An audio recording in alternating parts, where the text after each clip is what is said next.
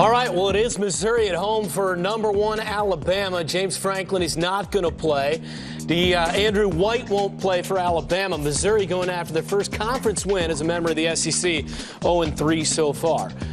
Start with the Crimson Tide, Randy, and the quarterback, A.J. McCarron, still has not thrown an interception halfway through the season. Yeah, if this is going to be a back-to-back championship, to me, for Alabama, everyone keeps looking, and I'm like that at the beginning of the year, too. We look at this defense with all the people they're replacing. I think the difference maker when we look back on 2012 is going to be A.J. McCarron in that passing game. If they can have this kind of proficiency and this kind of production out of the passing game, as good as they run the ball, I don't see where anybody's going to beat this football team. How about the freshman wideout Amari Cooper and his 17 catches? I love him. I tell you, he's so physical. He's 6'1". He's 210 pounds.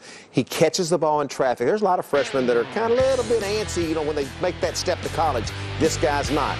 Very aggressive. You see him right here getting a quick screen and take it to the end zone. But this is the play I'm talking about. He goes up in traffic and catches the football.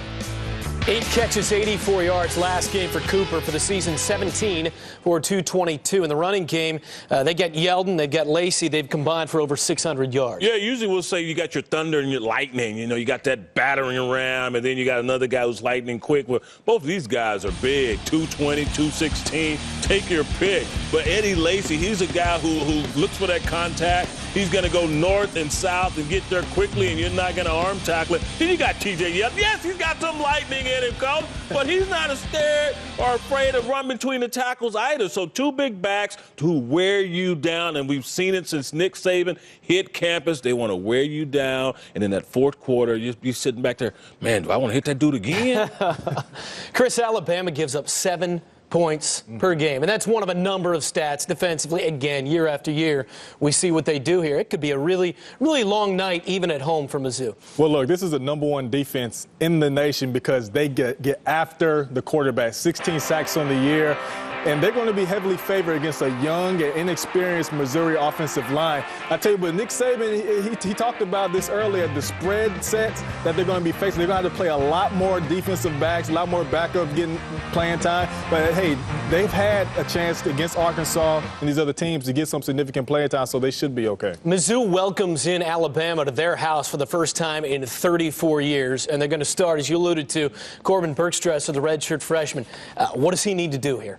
Well, he just needs to be smart with the football. And main thing, he has to take care of the ball, not throw interceptions. You know what? He's a pocket passer. He's built on throwing the ball with accuracy. Unlike Jonathan Franklin, where he's a big runner in the spread offense, all he has to do is just stay calm because he's going to get a lot of pressure from this front seven and try to win the game on pre-snap because he have to make the certain adjustments in order to protect himself. I didn't know that guy from UCLA transferred to Missouri. He met James Franklin, folks. Sure. We got your back, baby. BJ always does. Yes. Defensively, Kip Edwards in the secondary, guy maybe people don't know about, been one of the bright spots. Right? Well, I guarantee you Nick Saban and A.J. McCarron and company will know about Kip Edwards coming in because he has 2 interceptions this year at home. He has 4 interceptions in his last 4 home games at Missouri, and he's the kind of difference maker that has to step up.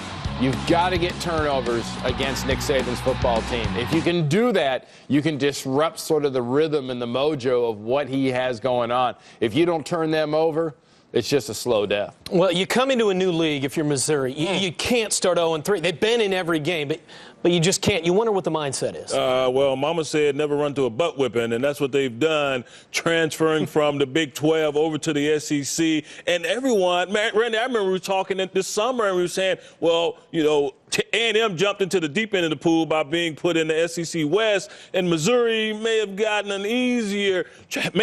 an easier transition by being put in the East, but no, they're finding that it's tough sledding in the East as well. And it goes back to that offensive line. They've been so banged up coming into this football season. They have no chemistry up front, got a ton of guys hurt, and they can't run the ball. They can't protect the quarterback. And so until they shore that up, it may be an offer in their first season in the SEC. Coach, in the opening segment, you got us all fired up. We put you in the shoes of Les Miles.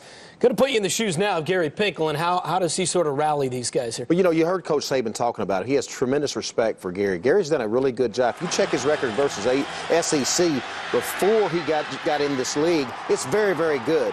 But like BJ said, well, they've got a ton of injuries. This is a very, very difficult situation.